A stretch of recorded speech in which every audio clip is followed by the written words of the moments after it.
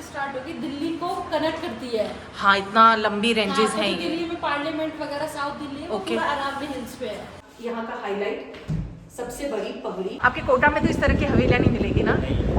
लेकिन राजपूत कल्चर के अंदर राजा और रानी आमने सामने face to face eyes to eyes बैठते हैं। आप देखें महाराजा बैठे हैं, तो इस ऑडिटोरियम में अकॉर्डिंग प्रोटोकॉल मदर क्वीन यानी राजमाता, रानी, सखी सहेलियाँ, मेरी नानी और दादी बैठती, और विक्रम और मूमल की प्रेम कहानी। तो जैसा आप सुनते हो हिंदुस्तान के इतिहास में एक मंदिर दिन में बनता, रात को टूटता, ये दोनों काम राजा करवाते थे ताकि अपनी प्रजा को एक लंबे टाइम तक रोजगार दिया जाए। इसको भी नहीं, कैंसिल नहीं है, इसने मेरे को बहुत दुखी किया है, प्लीज। लेकिन हाँ, एक बात है, आपके हस्बैंड ने बहुत अच्छा सरप्राइज दिया। कम ऐसे तुलसी की तरह कम कम कम कम देखिए आप जना, डिफरेंट टाइप्स ऑफ साउंड, कभी हाथ न लगाएं। प्राचीन इमारतों में जो ये गोखड़े बने होते हैं ना, ये हमेशा मुझे बहुत अट्रैक्ट करते हैं। तो he was the high court and she was the supreme court. तो इतना मतलब स्टडी करके आए आप। हेलो ऑल, आप सभी का स्वागत है आज के इस ब्लॉग में। आज हम लोग उदयपुर के ओल्ड सिटी एरिया में आए हैं और यहाँ बहुत ही खूबसूरत बागोर की हवेली है जिसे आज हम विज़िट करेंगे। और साथ ही सामने जो आप कर्व नुमा 3 गेट देख रहे हैं ना, यह गनगौर घाट है। तो थोड़ा बहुत मुझे लग रहा है हम यहाँ पे भी घूम लेते हैं और बाहर का मार्केट मैं आपको दिखाती हूँ। ये खिड़की कितनी खूबसूरत लग रही है ना, छोटी छोटी सी, इसके बाजू में आप देखना। तो चलिए सबसे पहले गार्ड सेक्शन देखते हैं और उसके बाद हम लोग हवेली विजिट करेंगे। कार्तिक मास के व्रत चल रहे तो उसके लिए लास्ट में सारे दीपक तेराने पड़ते हैं। तो इतना उसी के लिए नाव बना के फिर दीपक तेराने। तो इतना ब्यूटीफुल नाव कहाँ से लाए आप लोग? ये मेरे मामी जी ने बनाया। अरे बहुत सुंदर है, लकड़ी की है ना? नहीं, तो? ये तो है ना उसकी है, वो किसकी? थर्माकोल की। अरे बहुत सुंदर है, बहुत सुंदर है। तो आप ऐसा करते हैं इस आज के दिन ऐसा? हाँ। चलो चलो, आपके साथ आपसे मिलकर देखो थर्माकोल जल भी रहा है। हाँ। वो धीरे धीरे देखिए आप, जलने लगा है, वीडियो पे बड़े मामी सर। लेकिन बहुत सुंदर है। Thank you. क्या बात है, आज टूरिस्ट के साथ साथ लोकल लाइट का भी जमावड़ा है यहाँ पर। और जो येलो कलर का आप स्ट्रक्चर देख रहे हैं यही हवेली है और ये गनगौर घाट। तो चलिए अब हम लोग हवेली की तरफ चलते हैं। ये है बागोर की हवेली जो कि घाट से जुड़ी हुई है। टिकट मैं आपको बता देती हूँ, 40 रुपया बच्चे का और 60 रुपये एडल्ट के। भैया 3 टिकट दे दीजिए एडल्ट। लोकल लाइट को कुछ है क्या डिस्काउंट? नो?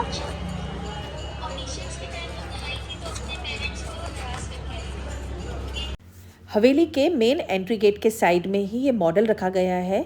ये हवेली का मॉडल है जो कि दौलत राम लोहार ने बनाया था। और ये जो मॉडल है पूरी तरह से थर्माकोल से बनाया गया है और इतना बारीकी से इसमें वर्क किया गया है। तो चलिए इसी हवेली को आज हम लोग विज़िट करने वाले हैं। हवेली विजिट करने से पहले इसका ब्रीफ इतिहास इस तरह है। 17वीं शताब्दी में मेवाड़ के मंत्री रहे अमर सिंह बड़वा द्वारा बनवाई गई यह हवेली आज संग्रहालय में तब्दील कर दी गई है जो कि राजस्थानी कला, वस्तुएं और सांस्कृतिक केंद्र है। पधारो हमारे देश। 270 साल पुरानी हवेली में आपका स्वागत है। ये हवेली 1751 में महाराणा जगत सिंह सेकंड के कार्यकाल में बनाई गई थी, जो उदयपुर शहर के 10वें राजा थे। उन्होंने अपने छोटे भाई को बागोर शहर के साथ 18 गांव का जागीरदार बनाया।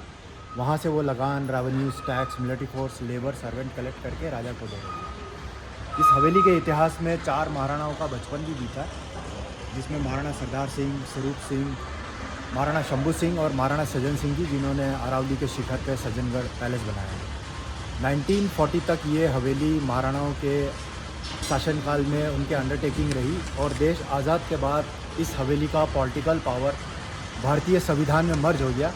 तब गवर्नमेंट ऑफ इंडिया ने इसको रेनोवेट करके हेरिटेज म्यूज़ियम बनाया। तो उदयपुर शहर में 190 हवेलियां हैं, उसमें बागोर की हवेली सबसे बड़ी है।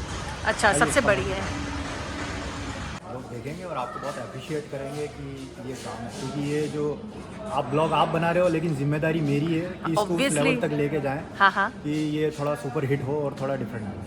अभी हम इस हवेली के आंगन और चौक में खड़े हुए हैं। अकॉर्डिंग टू द वास्तुशास्त्र इस हवेली का जो मेन अट्रैक्शन है ये सामने वाला वॉल स्ट्रक्चर है, जिसे 1 पीस ऑफ सैंडस्टोन से बनाया है। तो आप थोड़ी कल्पना करो इस चट्टान को, इस रॉक को मोर देन 20 एलिफेंट 20 हाथियों से खींच करके इसको यहाँ लाया गया फिर आर्टिस्ट और क्राफ्टमैन ने इसको हथौड़ी और छैनी से क्राफ्ट किया। नीचे बनाया कमल का फूल, बीच में लगाया पानी के फव्वारे और ऊपर रखा उनकी कुल देवी का मंदिर।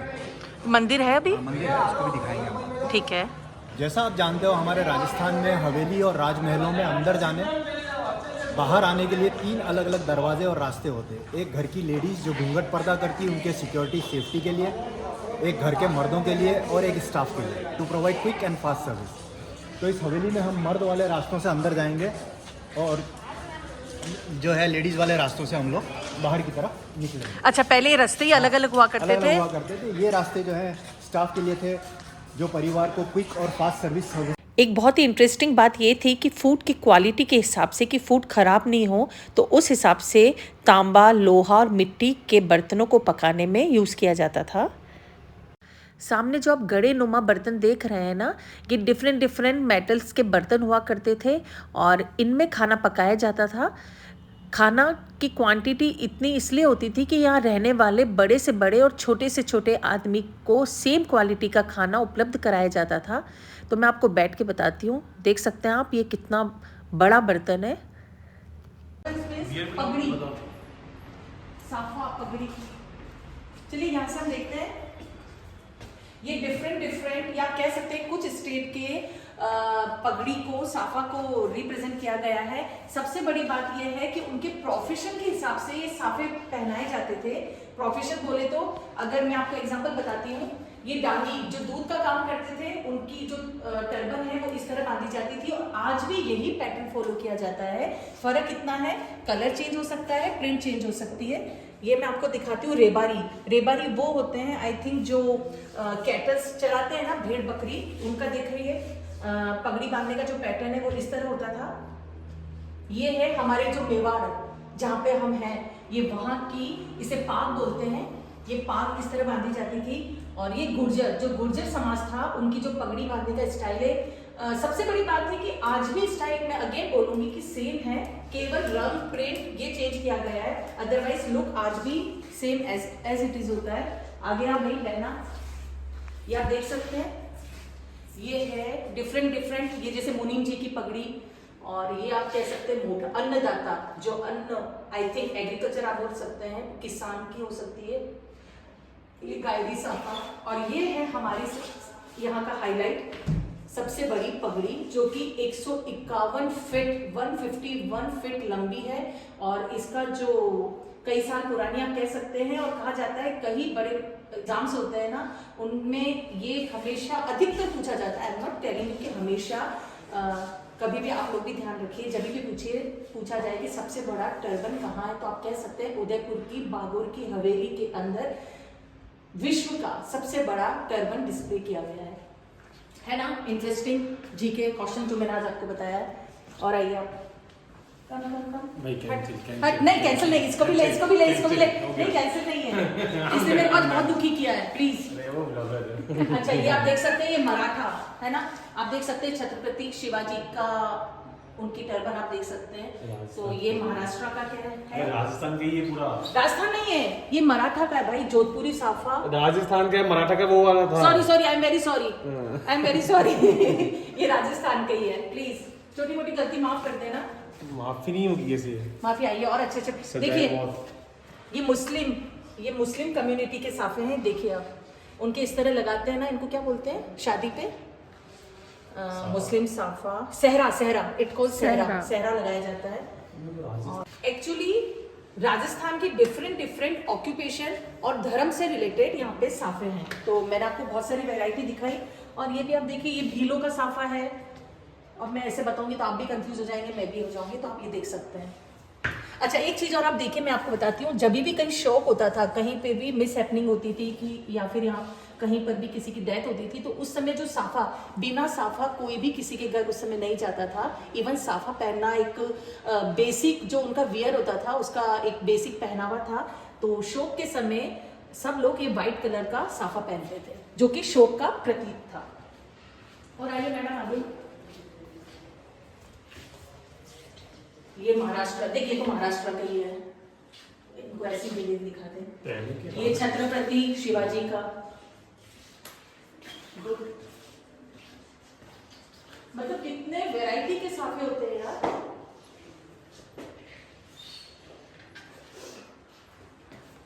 आजा कम, ऐसे तुलसी की तरह कम कम कम कम देखिए आप जना। डिफरेंट टाइप्स ऑफ साफा। कभी हाथ न लगाए, नहीं लगाएंगे हम।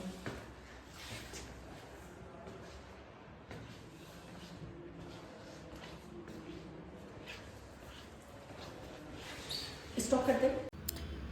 एक्चुअली आज टूरिस्ट बहुत ज़्यादा होने की वजह से वॉइस पोल्यूशन ज़्यादा था, तो हम लोगों ने जो रिकॉर्ड किया था उसमें इतनी क्लियरिटी नहीं थी, इसलिए मैं वॉइस ओवर कर रही हूँ। और ये जो कक्ष है ये मनोरंजन कक्ष है। सामने गद्दे लगाए गए हैं और ये जो रंग बिरंगे कांचनुमा आप देख रहे हैं ना, ये जालियाँ हैं। जैसा कि उस समय बिजली नहीं हुआ करती थी तो हवा रोशनी के लिए पूरी तरह से प्रबंध किया गया था। और नीचे जो ब्राउन संरचना आप देख रहे हैं ना, ये लकड़ी की विंडो है जिसमें होल किए गए हैं और इसे मेवाड़ में बारिया कहा जाता है ना, खूबसूरत। और दोनों तरफ आप देख सकते हैं पंखे लगाए गए हैं जिसे मैनुअली यूज़ किया जाता था। मुझे एक चीज़ बताई गई है कि जिन भी आइटम्स को, वस्तुओं को अच्छे से प्रिजर्व करके रखा गया है वह सब प्राचीन या ऐतिहासिक धरोहर है, और जिस भी आइटम्स को ओपनली रखा गया है वह बाद में खूबसूरती के लिए रिक्रिएट किया गया है। आप देख सकते हैं चारों तरफ चांदी के बर्तन रखे गए हैं,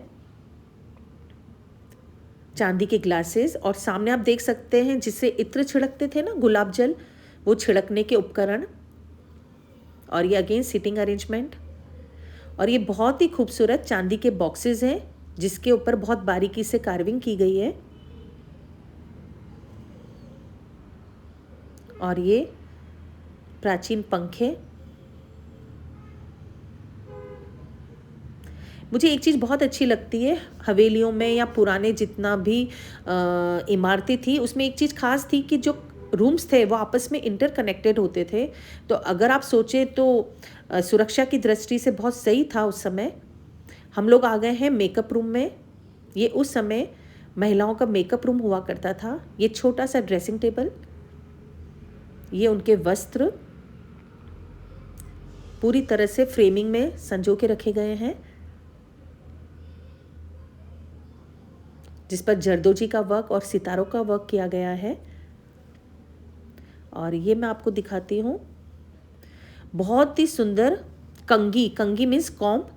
उस कॉम्ब के अंदर आप देख सकते हैं मिरर भी लगा हुआ है ना।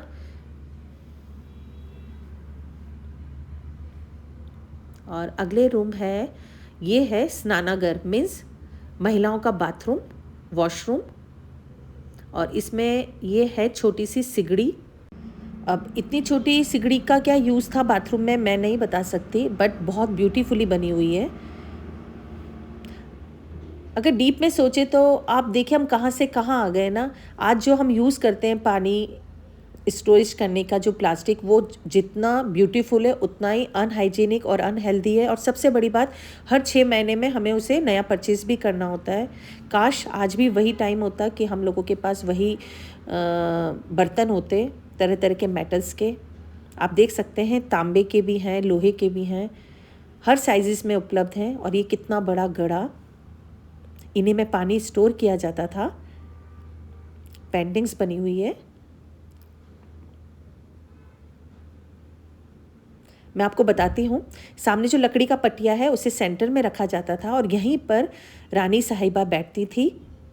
और एक चीज़ बहुत अच्छी है कि उनकी आईसाइट के लेवल पे ही दीवार के निचली तल पर पेंटिंग बनाई गई थी, जो कि उन्हें नज़र आए या फिर कह सकते हैं आंखों पर प्रेशर ना पड़े। तो ये भी देखिए कितना डीप सोच के बनाया गया है। ये सांप सीढ़ी, उस जमाने की आप सांप सीढ़ी देखिए आप, बहुत सुंदर है।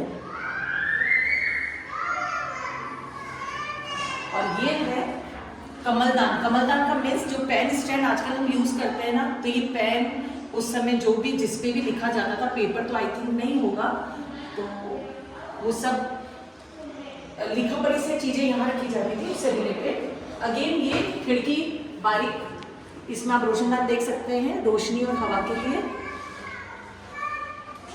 और ये है ताश, डिफरेंट टाइप के जो ताश थे वो इन बॉक्सेस में रखे जाते थे।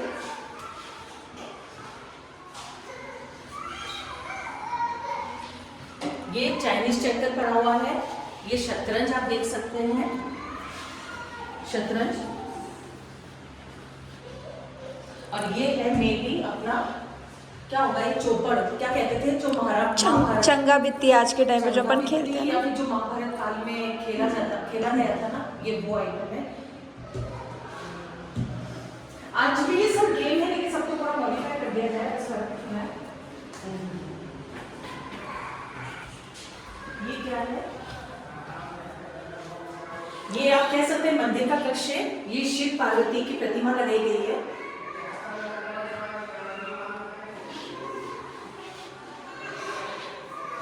ये कावड़ ले जाने का एक फिगर सा बना रखा है, आप देख सकते हैं। इसी में भगवान की मूर्ति को कावड़ यात्रा के दौरान यूज किया जाता था। हाँ, और ये जो शिव पार्वती मैंने बताया मेनली गणगौर में यूज किए जाते थे, बट इनको पानी में बहाया नहीं जाता था। आज के टाइम डब्बी बनाकर पानी में बहा देते हैं, बट उस समय उनको वहाँ पर क्या करते थे, वो बोल रहे थे ना कि जो भगवान थे वो उनको बोलते विसर्जित नहीं करा जाता, क्योंकि बहुत अच्छी प्रथाएं होती हैं कि उनको ऐसे विसर्जित नहीं किया जाता, तो इसलिए बस उनको सजा कर उनकी पूजा कर और फिर उन्हें अपने घर लेकर जाते हैं। ओके, मतलब यूँ कह सकते हैं कि पानी के वहाँ हल्का सा डुबकी लगा के हाँ। ये यहाँ पर हम विराजित करते हैं। हाँ, ओके, अच्छा, ये अभी बैठने का शहर कक्ष, ये उधर से भी है, ये शहर कक्ष आप देख सकते हैं।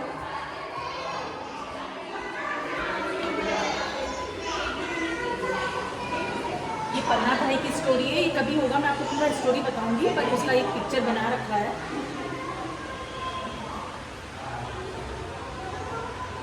ये महाराणा प्रताप का पिक है युद्ध के दौरान। उनके जो मेनली उनके जो सपोर्टर्स थे जैसे जालामन, भीलू राणा, हकीम खान एंड भामा शाह, जो इस पिक्चर में दिखाए गए हैं।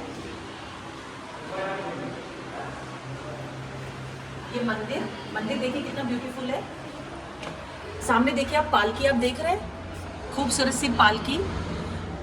और पालकी के पास जो श्रीनाथ जी की जो तस्वीर आप देख रहे हैं, पहले यहाँ मूर्ति हुआ करती थी, बट मुझे बोला गया है, बताया गया कि मूर्ति को यहाँ से ले जा लिया गया शायद यहाँ के वंशजों के द्वारा, तो बाद में ये तस्वीर लगा दी गई है। और ये छोटे छोटे आप देखिए, आप जंतु देख सकते हैं, ये सब चांदी के ही बने हुए हैं। इसमें हाथी, घोड़े सब कुछ डिस्प्ले में, इवन गाय भी है। ये क्या बोलते हैं जो पाँव में पहनते थे, पग पहले के टाइम पे स्लीपर्स यूज नहीं किया जाता। हाँ, तो ये आप देख सकते हैं मेल और फीमेल दोनों की स्लीपर्स आप सामने देखिए। इसको मैं आपको सोच के बताऊंगी स्टडी करके कि इनको एक्चुअल में क्या बोलते हैं।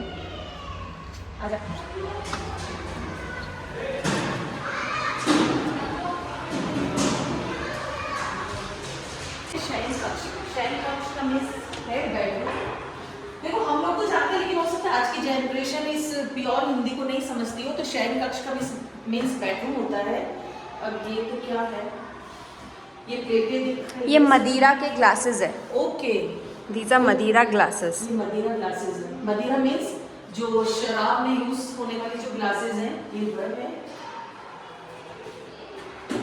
ये पुरानी आप देखिए, जिसे आजकल हम शायद कंसोल बोलते हैं, कितना प्यारा दरवाजा है ना। ये बक्सा, एक और बक्सा। अच्छा, ये चांदी का जो बैग है, इसकी स्टोरी ये है, जो राजकुमारी थी, उनका बर्थडे था, तो कहा जाता है उनके मामा ने राजकुमारी को उनके बर्थडे पर ये पूरा चांदी का बिस्तर गिफ्ट किया था।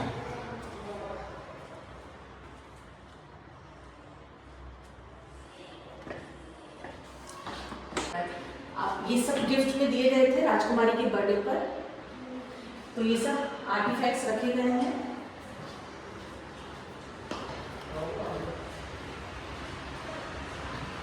ये कोर्ट का सीन आप देख सकते हैं, अच्छी पेंटिंग्स बनाई गई है। उसी पेंटिंग्स के थ्रू एक आप इमेजिनेशन कर सकते हैं। ये हल्दी घाटी का युद्ध महाराणा प्रताप अमर सिंह जी का है। अमर सिंह जी जो कि महाराणा प्रताप के पुत्र थे, उनकी बैटल्स का बताया गया है, जिन्होंने मुगल के साथ जो बैटल की थी उसका सीन है ये गणगौर घाट का सीन। और ये जो एरिया आप देख रहे हैं, ये रिनोवेशन चल रहा है इसका, कितना चिल है।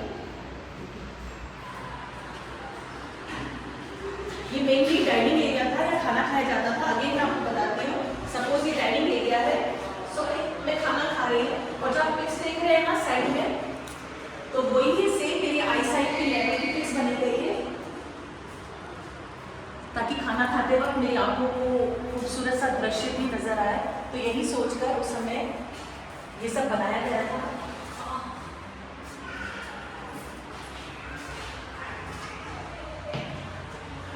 ओहो, चलो थोड़ा चेंज करते हैं, जैसा कि आज टूरिस्ट बहुत है तो चलो उनसे थोड़ी गपशप करते हैं। इसके बाहर ये रखा जाता था, ये शायद मदिरा नहीं होता है, इसमें मदिरा रखी जाती है, प्रसाद, ऐसा प्रसाद मदिरा से किया जाता था। कहाँ से आए आप लोग? कोटा से। फर्स्ट टाइम आए यहाँ पे? फर्स्ट टाइम आए हैं। बागोर की हवेली कैसा लगा आपको? बहुत बढ़िया। तो और बताओ उदयपुर के बारे में। उदयपुर में अभी बस घूम ही रहे हैं, अभी तो एंट्री हुई है, फर्स्ट स्टार्टिंग पॉइंट है। ओके ओके, और कोई जगह बताओ मुझे जो आपको अभी बहुत नेक्स्ट अच्छी अब लगी। जाने वाले हैं हम पिछोला लेक। पिछोरा लेक, इसके ओके। बाद सिटी पैलेस। सिटी इससे पैलेस। पहले हम गए थे सेलियो की बाड़ी ना। सेलियो की बाड़ी, वो ओके भी बहुत अच्छी जगह है। ओके। आपने वो विजिट किया एकलिंग जी, नाथद्वारा, हाँ नहीं अभी नहीं गया है, कुंभलगढ़ नहीं बस विजिट अभी- किया है? अभी तो फर्स्ट चल ही रहे हैं। आपके कोटा में तो इस तरह की हवेलियाँ नहीं मिलेगी ना? नहीं चलो आपसे मिलके अच्छा लगा, Thank ठीक है, you. Okay, thank you. मुझे सामने एक प्यारा सा कपल दिख रहा है तो चलो उनसे भी बात करते हैं। हाय, कहाँ से आए आप लोग? हम दिल्ली से। कैसा लग रहा है आपको उदयपुर में? एक्चुअली मेरे हस्बैंड ने मुझे सरप्राइज दिया है, आज मेरा बर्थडे है। क्या बात है, हैप्पी बर्थडे। तो मुझे पता भी नहीं था इन्होंने कब टिकट्स बुक की, हम कब यहाँ ओके, तो उदयपुर फर्स्ट टाइम आए आप? कितने दिन का प्रोग्राम है आपका? 5 दिन। कैसा लगा? अब तक का हमारा एक्सपीरियंस बहुत अच्छा है। नहीं, आगे भी बहुत अच्छा रहेगा क्योंकि 5 दिन यहाँ घूमने का आपको बहुत जगह मिलेगी। लेकिन हाँ, एक बात है, आपके हस्बैंड ने बहुत अच्छा सरप्राइज दिया। चलो मिलके आपसे बहुत अच्छा लगा, है ना? चलो ओके, बाय, थैंक यू। चलिए मैं आपको एक इंटरेस्टिंग चीज़ बताती हूँ। ये जो आप रेलिंग देख रहे हैं ना, ये एक्चुअल में 1:2 काश थी, जैसा कि सुरक्षा की दृष्टि से इसे बनाया गया था और साथ ही इसमें ब्लॉक्स बनाए गए थे। ये एक तरह का आड़ था, आड़ का मतलब होता है पर्दा। तो नीचे कोई भी पैसेज में गतिविधियाँ होती थी तो जो महिलाएं थी वह इसी ब्लॉक्स के माध्यम से नीचे की तरफ देखती थी, ताकि नीचे का आदमी इन्हें न देख सके और ये नीचे होने वाली गतिविधियों का कंप्लीट लुत्फ उठा सकें। आप देख सकते हैं, प्रिंसेस के लिए बार्बी डॉल्स देखिए रखी हुई ये है। रानी महारानियों के लिए बार्बी डॉल्स हुआ करती थी। रानी महारानी नहीं, उनकी राजकुमारियों के लिए, सॉरी ये राजकुमारियों की बार्बी डॉल्स। काश, राजकुमार के लिए हॉट व्हील्स। और देख सकते हैं आप, ये राजकुमारों के खिलौने हुआ करते थे। काश हमें भी मिल पाते हैं। ये देखिए आप, ये नीचे जो आप एरिया देख रहे हैं ना, खुलापन, यहाँ पे डेली 7 दिन या कह सकते हैं 365 दिन रात की 7 to 8 यहाँ पे सांस्कृतिक प्रोग्राम होते हैं। आप बेंचेस देख रहे हैं, यहाँ पर व्यूअर्स बैठते हैं और ये जो ये सपाट एरिया है, यहाँ पर जैसा आप कह सकते हैं पपेट गेम है या फिर लोक नृत्य है आदि का आयोजन किया जाता है। और ये जो आप देख रहे हैं, ये स्विमिंग पूल है और कहा जाता है दासियां कई बाल्टी पानी से इसे फिल करती थी। और बीच की जो आप संरचना देख रहे हैं येलो, ये एक तरह आड़ मीन्स पर्दे का काम करती थी कि अगर बाय चांस कोई पुरुष यहाँ पर प्रवेश कर जाता था तो पुल के अंदर जो महिलाएं थी वो इस आड़ के पीछे छुपकर अपनी रक्षा करती थी, अपने आप को बचाती थी। दूसरी बात यह है कि इस पुल का पानी जब ड्रेन किया जाता था तो जैसा कि उस समय कोई इलेक्ट्रिसिटी नहीं थी, तो जो पानी है वो मैं आपको फव्वारे दिखाती हूँ, इन फव्वारों के होल से बाहर आता था। तो आप देख सकते हैं कि बिना किसी इलेक्ट्रिसिटी और बिना किसी टेक्नोलॉजी के भी उस समय जो आर्किटेक्चर था वो कितना डेवलप था। अगर आप यहाँ से देख पा रहे हैं तो नीचे कुछ रेनोवेशन का काम चल रहा है, एक हेरिटेज पेंटिंग को रेनोवेट किया जा रहा है। हाँ जी, हाँ जी। भारतीय इतिहास के अंदर ब्राह्मण परिवार का आर्टिस्ट राजा के लिए केवल हिंदू देवी देवताओं की पेंटिंग बनाता, क्षत्रिय राजा के लिए शिकार और युद्ध की पेंटिंग बनाते to keep the right sense in the painting. और जो परिवार राजा के लिए तमाशा, डांस, म्यूजिक से एंटरटेनमेंट करते हैं वो राजा के लिए रोमांटिक पेंटिंग बनाते हैं। तो 130 साल पुरानी पेंटिंग है जिसको रेनोवेशन किया जा रहा है। सामने लेक पिछोला और ऐसी ही शहर के अंदर 7 मैन मेड आर्टिफिशियल लेक्स हैं जिनको अलग अलग राजाओं ने बनवाया है। तो यहाँ मानसून सीजन में जब हैवी रेनफॉल होता है, सामने दूर ऊंची अरावली पहाड़ों से एक नदी फ्रेश वाटर लेके पिछोला में आती है और यहीं से पानी फुट ब्रिज के बाद 2nd, 3rd, 4th, 5th, 6th lake में जाता है। फाइनली हम इसको एग्रीकल्चर में यूज़ करते हैं। पानी के बीच में ये जो स्ट्रक्चर आप देख रहे हो जिसमें हरी घास लगी हुई है, 3 तरफ बड़ी बड़ी विंडो लगी हुई है, हाँ हाँ ये स्टेट टाइम का एक रॉयल ऑडिटोरियम है। जब कभी रिलीजियस फंक्शन फेस्टिवल होते हैं तो इस ऑडिटोरियम में अकॉर्डिंग प्रोटोकॉल मदर क्वीन यानी राजमाता, रानी, सखी सहेलियाँ, मेरी नानी और दादी बैठती और गणगौर घाट पे होने वाले रिलीजियस फंक्शन फेस्टिवल्स को वहाँ बैठ के अटेंड करती। अच्छा तो राजमहल से उनको यहाँ लाने ले जाने, उनके ट्रांसपोर्टेशन के लिए जिस बोट को यूज़ करते हैं वो सामने एंकर किया हुआ 120 साल पुराना गणगौर बोट आपके 120 साल पुराना देख उस वाली बोट के थ्रू रानी महारानियाँ इस ऑडिटोरियम में जाती थी और फंक्शंस देखती थी जो गणगौर घाट पे होते थे, है ना? हाँ, बोट को देना है। लेक के ऑपोजिट साइड जितनी भी आप छोटी बड़ी बिल्डिंग देख रहे हो ये अलग अलग सामंतों की हवेलियाँ हैं जिनको उनके डिसेंडेंट्स ने रेनोवेट करके होटल गेस्ट हाउस में कन्वर्ट कर दिया। सोर्स ऑफ इनकम उनका टूरिस्ट से होने लगा। लेक पिछोला के बीच में white building that is known as Taj lake palace और उसी से आगे आपको दिख रहा है एक floating garden that is known as Jagmandir island. थोड़ा सा इमेजिन और कल्पना करो राजस्थान में कभी अकाल, सूखा, ड्राउट पड़ता तो ये सारी 7 लेक एब्सोल्युटली ड्राई हो जाती। तो जब लेक सूख जाया करती थी तब महाराणा अपनी प्रजा को एम्प्लॉयमेंट और रोज़गार देने के लिए लेक पिछोला में ये स्ट्रक्चर्स बनवाते थे। तो सबसे पहले 1620 में जब अकाल और सूखा पड़ा तब महाराणा करण सिंह ने अपनी रानियों के लिए एक फ्लोटिंग गार्डन बनाया, उसका नाम रखा जगमंदिर आइलैंड। जब उनके डिसेंडेंट राजगादी पर बैठे तो उन्होंने अपनी रानियों के लिए एक समर पैलेस बनाया, उसका नाम रखा ताज लेक पैलेस।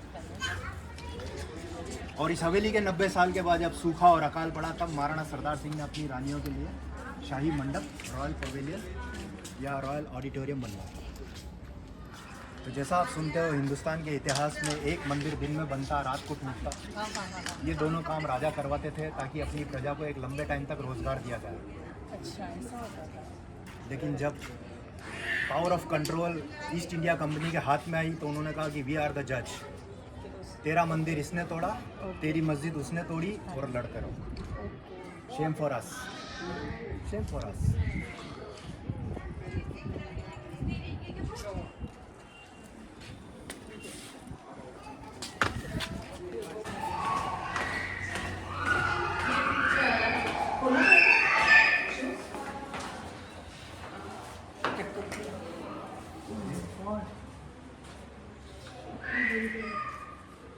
इस संग्रहालय म्यूजियम में हमने कठपुतली के माध्यम से राजा का शाही राज दरबार डिस्प्ले किया।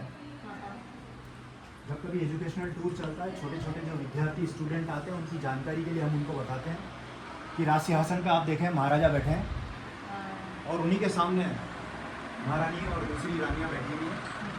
देख उधर वो रानी, सामने राजा थे, उन्हीं के ऑपोजिट, और रॉयल कैबिनेट के अंदर उन्हीं के ऑपोजिट रानी। राइट साइड में जितने भी ये दरबारी बैठे हुए हैं ये राजा के कजिन्स मदर साइड से मौसी मामा के, और लेफ्ट साइड में फादर साइड से बुआ, चाचा, ताऊ के भाई बैठे हैं। ये सारे ब्रदर्स मिल करके एक यूनाइटेड फोर्स बनाते हैं, डिफेंस अटैक आर्मी, मदरलैंड को प्रोटेक्ट किया जाता है। इसीलिए आज भी यहाँ आने वाले फिरंगी टूरिस्ट की आंखों में आंखें डाल के हम प्राउडली एक ही बात बोलते हैं, that's why this land is known as Mewar. So when you spell Mewar MEWAR, ME means myself, war means the warriors, we are the warriors। Madam ये एक वर्कशॉप हुआ था स्पेशली, उसमें गवर्नमेंट ऑफ इंडिया ने आर्टिस्ट को सारा कच्चा माल, रॉ मटेरियल दिया जिसमें आम की लकड़ी, अंदर भरने के लिए कॉटन रुई, ऊपर रंग बिरंगी टेक्सटाइल, आर्टिफिशियल ज्वेलरी, कलर और पेंट। 40 डेज का एक वर्कशॉप था। तो ये पूरा राजस्थान के सेलेक्टिव आर्टिस्ट ने मिलकर के ये सारी कठपुतलियाँ बनाई और फिर इसको हमने यहाँ पे दरबार में डिस्प्ले कर दिया। राजस्थान में ऊंट जो है ये मोहब्बत की निशानी है, रिप्रेजेंट कर रहा है जैसलमेर सिटी को, क्योंकि थार डेजर्ट में एक सेम लव स्टोरी हुई थी रोमियो और जूलियट की तरह, विक्रम और मूमल की प्रेम कहानी। They always ride on camel, so camel become symbol of love. और अश्व जो है वो शक्ति का प्रतीक, क्योंकि राजपूतों ने जितनी भी लड़ाई मुगलों के खिलाफ लड़ी है वो सारे घोड़े पे लगी। तो हमारा चेटक जो है वो रिप्रेजेंट कर रहा है, horse is the symbol of power from Udaipur, और एलिफेंट रिप्रेजेंट कर रहा है Lord Ganesh, symbol of good luck from Jaipur. सभा का मनोरंजन कर रही है मधुबाला अनारकली, बेटा मुगल कल्चर के अंदर बादशाह अपनी बेगम को सेलेक्ट करते और राज दरबार में आइदर राइट और लेफ्ट सीट पे बिठाते हैं और प्रजा को एक मैसेज देते हैं कि हमारी सल्तनत में मर्द और औरत दोनों बराबर हैं। लेकिन राजपूत कल्चर के अंदर राजा और रानी आमने सामने face to face eyes to eyes बैठते थे। वो इसलिए कि राजपूत दरबार के अंदर महारानी और दूसरी जो रानियाँ होती थी वो जज और जूरी मेंबर बनती थी।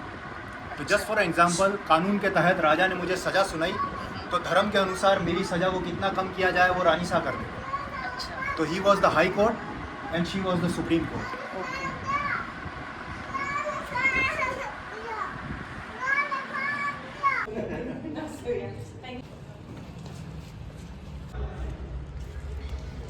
तो आज का ब्लॉग हमारा यहीं समाप्त होता है और पता नहीं क्यों मुझे ऐसा लग रहा है जैसे मेरा ब्लॉग बहुत लंबा हो गया है, बट प्लीज़ आज मुझे बेयर करना और आप अच्छे से देखेंगे तो आपको बहुत इंटरेस्ट आएगा। तो मिलते हैं नेक्स्ट ब्लॉग में और अगर आपको अच्छा लगता है तो लाइक शेयर सब्सक्राइब करिए। बाय।